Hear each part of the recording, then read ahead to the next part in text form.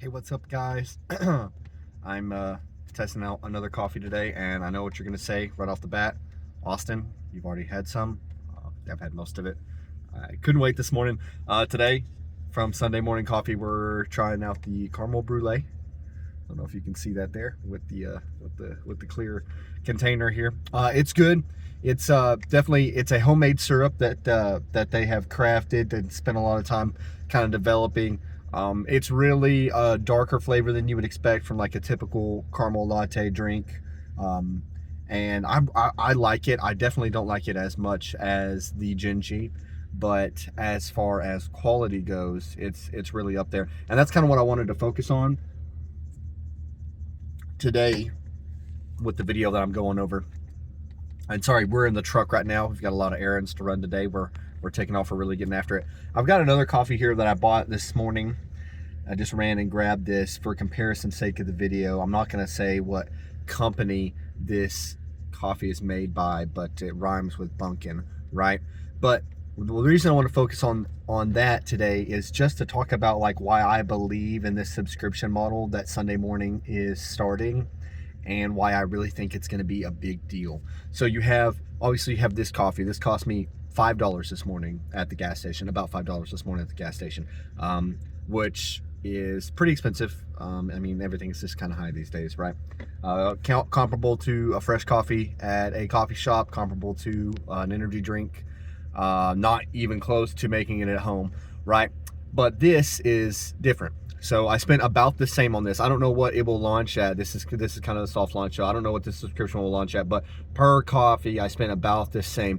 But what I get is really different. And so I took the label off this coffee that I bought, but I kept part of it here so I could kind of read off to the ingredients. So we have coffee, obviously, which is just water and coffee, skim milk, sugar, cream, and then some natural flavors, and then of course you're loading in the potassium carbonate, the potassium phosphate, ascorbic acid, gellan gum, carrot green, all of these things that they're pumping in there to make this coffee stay fresh, have the illusion of freshness, right? But that's why I think Sunday Morning is different than this coffee. This is not espresso. This is not real whole milk that's been steamed.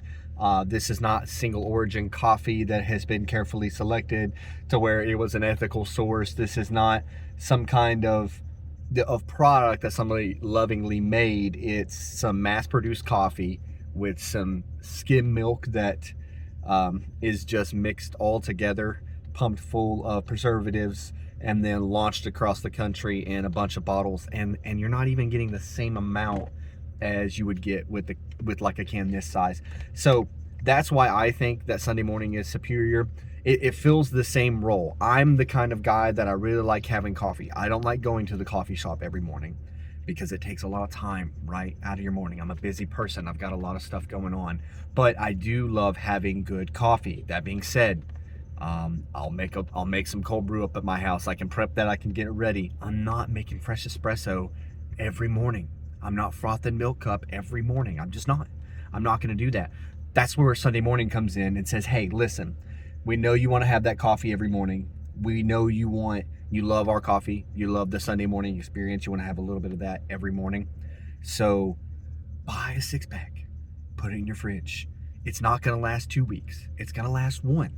You need to drink it, but you're drinking some every morning anyways. So this is nice.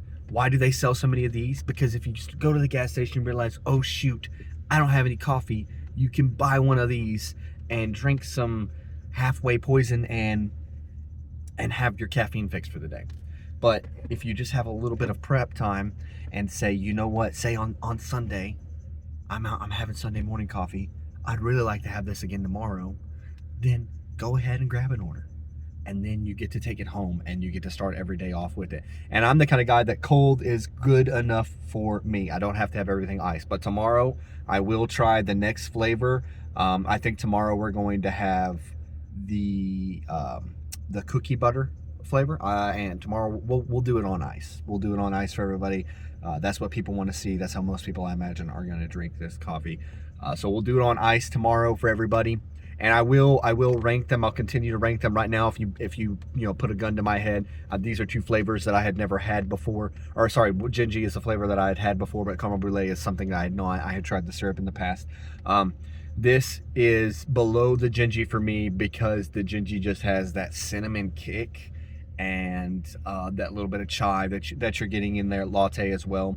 And to me, that just makes it more complex. This is really good though. I'm not a big caramel coffee guy, and I can tolerate this. You're getting a lot of the deeper notes of caramel, a lot of the more burnt notes of caramel, if you will, from the Brulee syrup. I like that. And once again, just the coffee tastes like it was made 5 minutes ago, and in reality that's not the truth because it's sealed to be fresh, right? And the milk is very smooth. I'm not getting any sour notes from the coffee. I'm not getting any sour notes from the milk. I'm just getting a really smooth, delicious coffee that tastes like I just spent $8 for it at a coffee shop, and after I waited 10 minutes in line, but all I did was pull it out of my fridge and pop the top open, right? All right, thanks everybody. I'll see you again tomorrow, and have a great day.